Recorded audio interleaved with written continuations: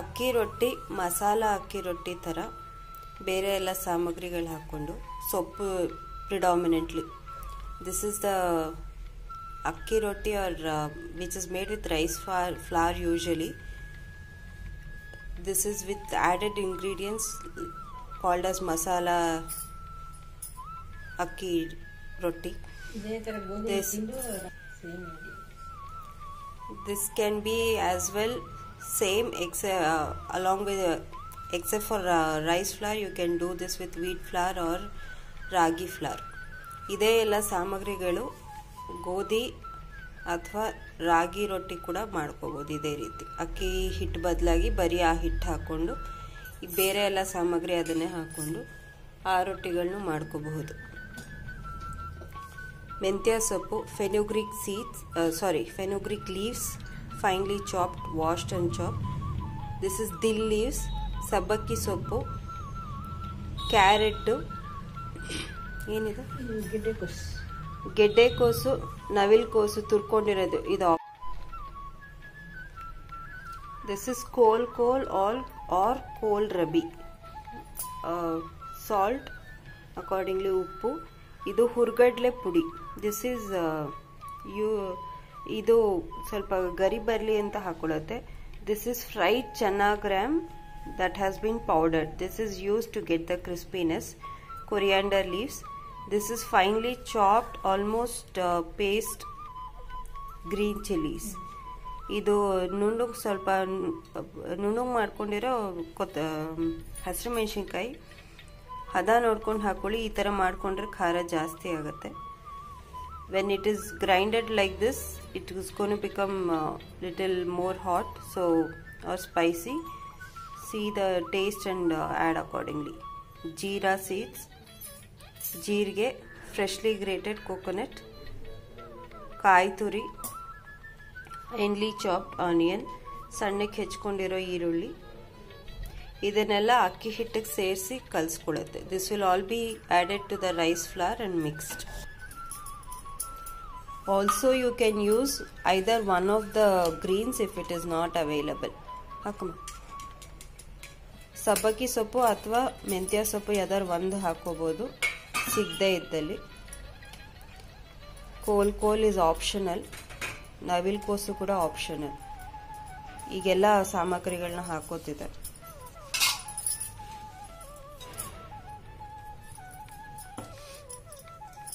ಉಪ್ಪು ಸೇರಿಸಿ ಇವಾಗ ಇದನ್ನ ಸ್ವಲ್ಪ ಎಣ್ಣೆ ಹಾಕ್ತಿದೆ. Little bit of oil is added. Oil is usually added since it will create layers when made.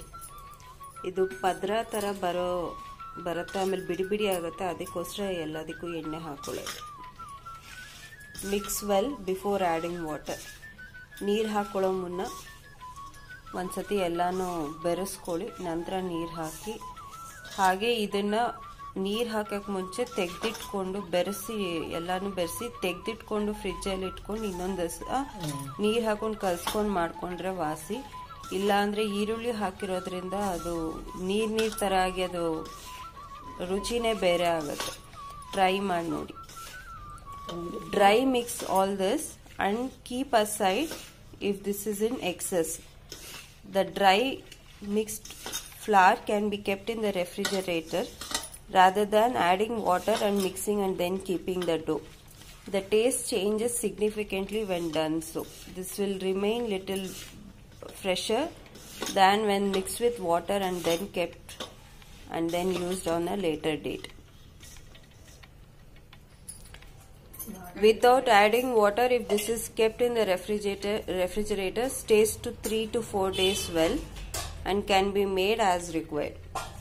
ಇದು ಒಂದು 3 to 4 ದಿವಸ ಫ್ರಿಜ್ಜಲ್ಲಿ ಇಟ್ಕೊಂಡು ನಂತರ ನೀರು ಬೆರೆಸಿ ಮಾಡಬಹುದು. Now she is slowly adding water, seeing the consistency and mixing. ಇದನ್ನ ನೀರು ಹದ ನೋಡಿಕೊಂಡು ಸ್ವಲ್ಪ ಸ್ವಲ್ಪ ಹಾಕೊಂಡು ಕಲಸುತ್ತೆ.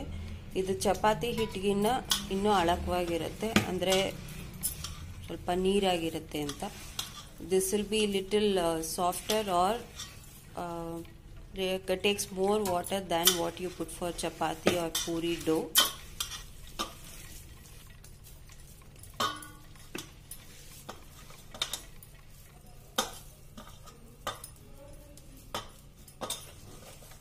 As you can see, this is little softer than the chapati dough. ಇಷ್ಟು ಅಳಕವಾಗಿರಬೇಕು.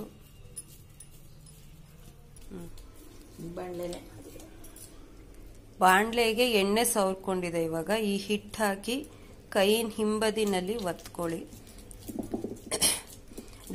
ಇದು ಬಾಣಲೆ ಮಾಗಿದೆ ಅಥವಾ ಪಳಗಿದೆ ಇಲ್ಲ ಅಂದ್ರೆ ಇದು ಸ್ವಲ್ಪ ತೆಗಿಯೋದು ಕಷ್ಟ. ಬಾಣಲೆ ಇಲ್ಲ ಅಂದ್ರೆ ತವಾನಲ್ಲೂ ತಟ್ಕೋಬಹುದು. ತವಾನಲ್ಲೂ ಹಾಗೆ ದೋಸೆ ಮತ್ತೆ ಚಪಾತಿ ಮಾಡಿ ಅದು ಸ್ವಲ್ಪ ಹಳೇದಾಗಿದ್ರೆ ಹೊರಗೆ ಬರುತ್ತೆ, ಇಲ್ಲ ಅಂದ್ರೆ ಅದು ಸ್ವಲ್ಪ ಕಷ್ಟ ಹೊರಗೆ ಬರೋದು. ಹಳೇದಿದ್ದಷ್ಟು ಒಳ್ಳೇದು. ಈಗ ನೋಡೋ ರೀತಿ ನಮ್ದು ಹಳೇದು, ಅದನ್ನೇ ರೊಟ್ಟಿಗೆ ಉಪಯೋಗಿಸೋದು. ಸರಾಗವಾಗ ಹೊರಗೆ ಬರುತ್ತೆ ರೊಟ್ಟಿ. She applied oil to this pan or kadai, and then she took the dough, and as you could see that she's pressing. Initially she started with pressing with the back of the fist, and then like this it will be spread across thinly. A seasoned kadai has to be used always for this, otherwise the roti doesn't come out. As you can see, ours is pretty old, around 20-25 years one. Unseasoned pan or kadai, you cannot make this well. If you don't have such kadai, you can use tawa which has been seasoned already, made chapati or dosas. Fresh tawa also, this will not come out. She will make such 5 or 6 round indentations like this, so that when it is cooked, it will get more crispier in these places. Over the top again add some oil.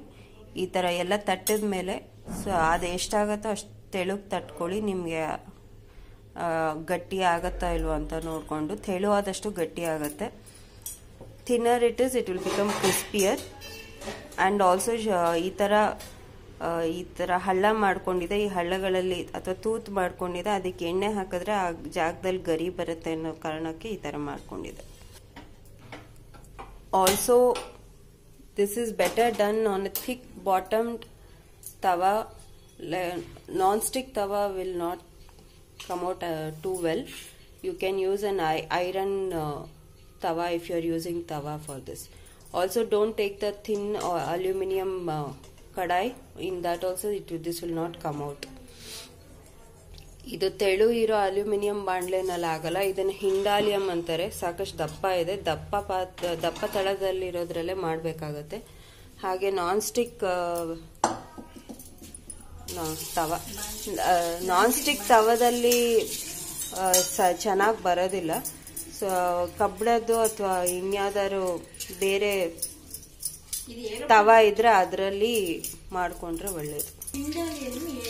This is probably, sorry, this is not Hindalium, this is called aeroplane sheet. That is what it was called. ಇದು ಹಿಂಡಾಲಿಯಂ ಅಲ್ವಂತೆ, aeroplane sheet ಅಂತೆ. ಇದು ಈ ಹೆಸರಲ್ಲಿ ಬರ್ತಾ ಇದ್ದು. ಅಂದ್ರೆ ದಪ್ಪ ಇರಬೇಕು ಬಾಣಲೆ ಸಾಕಷ್ಟು. ಮೊದಲು ಸ್ವಲ್ಪ ಮಧ್ಯಕ್ಕೆ ಬೇಯಿಸ್ಕೊಳ್ಳುತ್ತೆ, ನಂತರ ಇದನ್ನ ತಿರುಗಿಸ್ತಾ ಇರುತ್ತೆ. This initially will be cooked in between, and then it will be rotated around to cook evenly all around. As you can see, this will be rotated like this.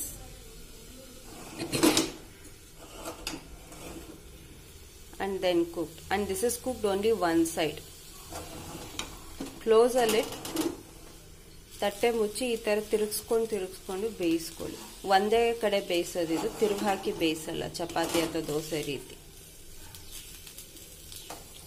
ಮುಕ್ಕಾಲ್ ಬೆಂದ ಮೇಲೆ ತಟ್ಟೆ ತೆಗೆದಿಟ್ಟು ಈ ತರ ಬೇಯಿಸಬಹುದು. When almost 3/4 is done, you can remove the lid and cook like this. By this you will know like where to leave it for more heat and get crispy version. As you can see, this is coming out easily. Otherwise, it is very difficult to remove if it is not seasoned.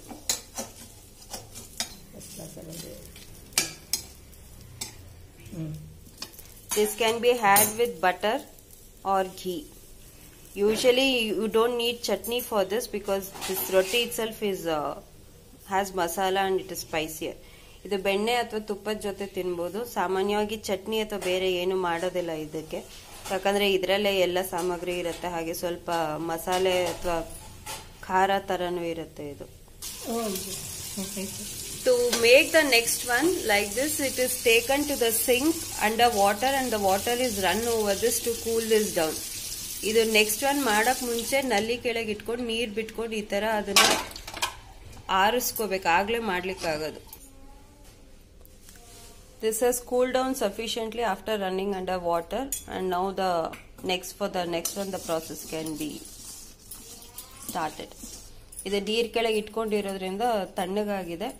Next one ಈ ತರ ತಟ್ಕೋಬಹುದು. ಇದ್ರೆ